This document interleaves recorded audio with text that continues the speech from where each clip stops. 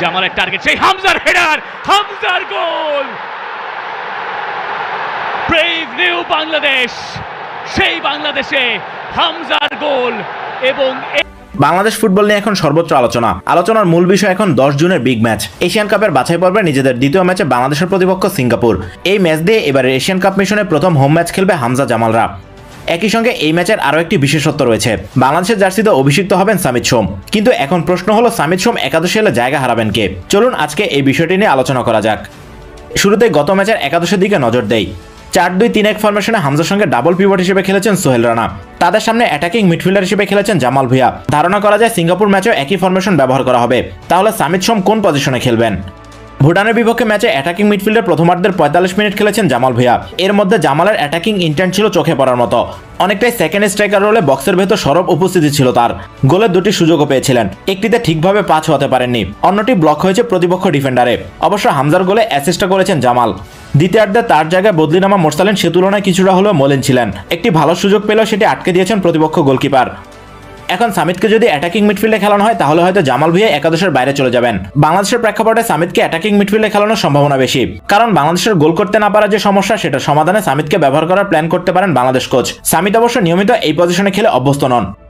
পুরো ক্যারিয়ারে মাত্র 21 ম্যাচ অ্যাটাকিং মিডফিল্ডে খেলেছেন সামিদ সোম। তবে বাংলাদেশের প্রেক্ষাপটে তার পাসিং, ক্রসিং বা লং রেঞ্জ শুটিং অ্যাবিলিটির জন্য অ্যাডভান্স পজিশনে খেলানোর সম্ভাবনা রয়েছে। তাহলে প্রতিপক্ষ বক্সের আশেপাশে অবস্থান নেবেন তিনি, ফলে বাংলাদেশের আক্রমণের শক্তি বাড়বে। তাই সিঙ্গাপুর ম্যাচে সামিদকে আমরা অ্যাটাকিং মিডফিল্ডে দেখতে পারি। তাহলে তাকে একাদশে জায়গা দিতে বেঞ্চে যেতে পারেন জামাল ভুঁইয়া। অবশ্য সামিদকে এই পজিশনে রেখে জামালকে হামজার সঙ্গে ডাবল পিভট হিসেবে ব্যবহার করা যায়।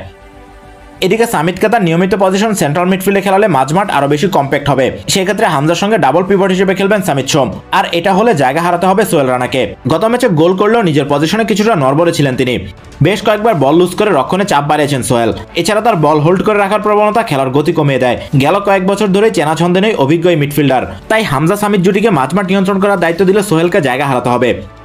ক্লাব ক্যারিয়ারে সেন্ট্রাল মিডফিল্ডার হিসেবে 82টি ম্যাচ খেলেছেন সামিদ সোম। চলতি মৌসুমে প্রতিটা ম্যাচে তাকে সেন্ট্রাল মিডফিল্ডে ডাবল পিভটের একজন হিসেবে ব্যবহার করা হয়েছে। একই সঙ্গে হামজার মতো ডেস্ট্রয়ার যখন তার পাশে খেলবেন তখন তিনি আরো বেশি অ্যাডভান্স রোলে খেলতে পারবেন। তাছাড়া সামিদের পাসিং জোন বের করা, থ্রু পাস বাড়ানো এবং প্রতিপক্ষের পাসিং জোন ব্লক করার দক্ষতা দুর্দান্ত। তাই এই পজিশনে সামিদের কাছ থেকে সেরাটা পাওয়া সম্ভব। আর এটা হলে সামিদকে জায়গা দিতে জায়গা হারাতে হবে সোহেলকে।